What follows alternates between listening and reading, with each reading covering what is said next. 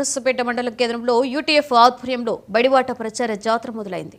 బడిబాట ప్రచార జాతర కరపత్రాలతో ప్రజలకు అవగాహన కల్పించారు. తల్లిదండ్రులు ప్రభుత్వ పాఠశాలలను ఆదరించి పిల్లలను చేర్పించి ఫీజులు భారం లేని ఉచిత విద్యను పొందాలని జిల్లా గ్రంథాలయ చైర్మన్ సేరి రాజేష్ రెడ్డి, యూటీఎఫ్ జిల్లా అధ్యక్షులు ప్రచారం చేశారు. ఈ కార్యక్రమంలో కాంగ్రెస్ ప్రధాన కార్యదర్శి రామచంద్రారెడ్డి, మండల అధ్యక్షులు నరసింహులగౌడ్, యూటీఎఫ్ నాయకులు ముత్యప్ప, శివరాజ్, రత్నం, జమున, సుశీల తదితరులు పాల్గొన్నారు.